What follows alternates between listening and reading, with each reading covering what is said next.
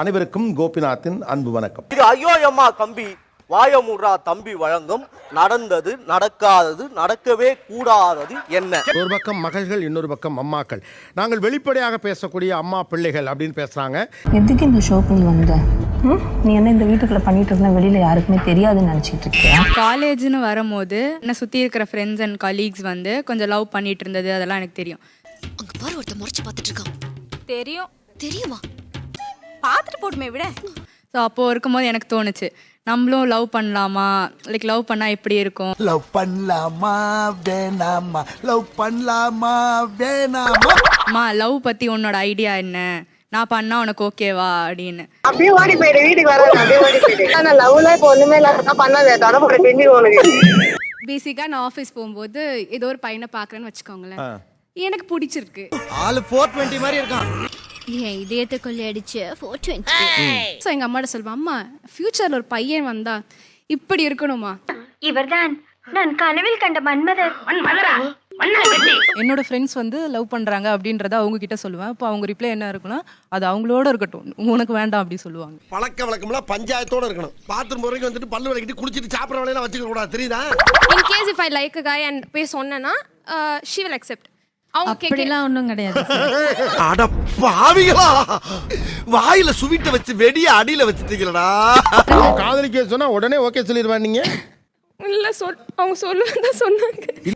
வாய்ப்பில்லை சார், வாய்ப்பில்லை ராஜா, வாய்ப்பில்லை. நீ சொல்ற வரியா? நான் காது கொடுத்து இன்னைக்கு எல்லாம் உட்காந்து நான் கேட்கறேன் என்னெல்லாம் சொல்றியோ எல்லாமே கேட்கறேன். கடைசியில முடிவை நான் தான் எடுப்பேன்.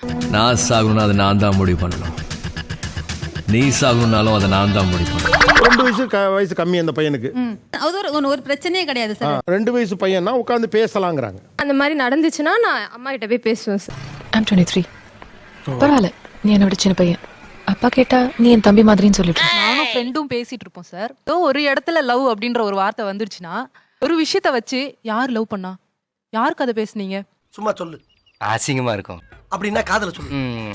சொல்லலைன்னா என் தலை வெடிச்சிரும்டா, சொல்லு. உங்க பொண்ணை ஊருக்கு கூட்டி போறீங்க, அங்க ஒரு பையனுக்கு பார்த்து உங்க பொண்ணை பிடிச்சிருக்கு. இப்போ அவங்க வந்து பொண்ணு கேட்கறாங்க, கொடுப்பீங்களா? வேற கேசட்லாம் நாங்க கொடுக்க மாட்டோம். நாட்டு எல்லையை தாண்டினா நம்ம மொத்த பேரையும் வெள்ளக்காரன் கீழ் சாதியா தானே பாக்குறா.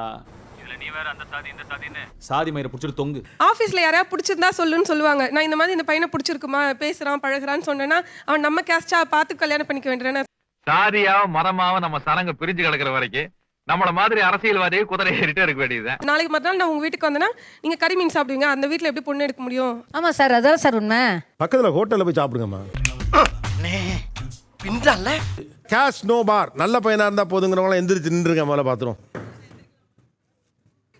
உங்கள மாதிரி மனுஷன்லாம் இருக்கனாலதான் கொஞ்சமாச்சும் மழை பெய்யுது. அவ பண்ண மாட்டான்றத எனக்கு தெரியும். இந்த மாதிரி சும்மா பிட்டா போட்டுட்டு இருப்பா.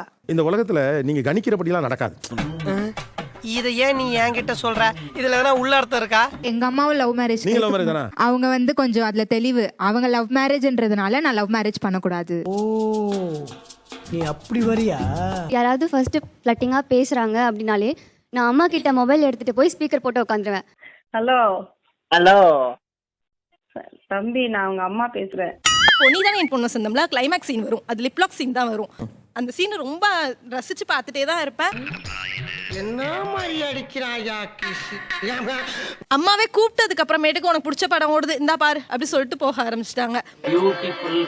பொண்ணு பார்க்க வரது தெரியும் சொல்றாரா இல்ல அது நம்ம மாப்பிள்ளைய பத்தி தெரியும், இத்தனை வருஷமா லவ் பண்றேன்னு தெரியும், எந்த நாள்ல இருந்து எனக்கு பிடிக்கும், அது எல்லாத்தையும் அப்பா நோட் பண்ணி வச்சிருக்காங்க. எத்தனை வருஷமா காதலிக்கிறீங்க? 2016ல இருந்து பிடிக்கும், ஆனா 2019ல இருந்து தான் ஓகே இப்பத்துல இருந்தே லவ் பண்ணலாம், ஏன்னா அந்த ஸ்கூல் காலேஜ் டேஸ் கொஞ்சம் போகட்டும். என்னம்மா இப்படி இருக்கீங்களம்மா? 2016 என்ன டேட்ல இருந்து பிடிக்கும்? ஆகஸ்ட் 20, 2016. அன்னைய தேதி உங்களுக்கு பிடிச்சது டக்குன்னு மைண்ட்ல அடிச்சு அந்த டேட்டை நீங்க குறிச்சு வச்சிட்டீங்க. ஓ,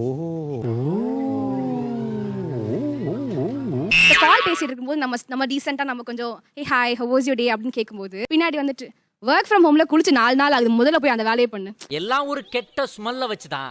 அவெல்லாம் என்னைக்குடா குளிச்சா?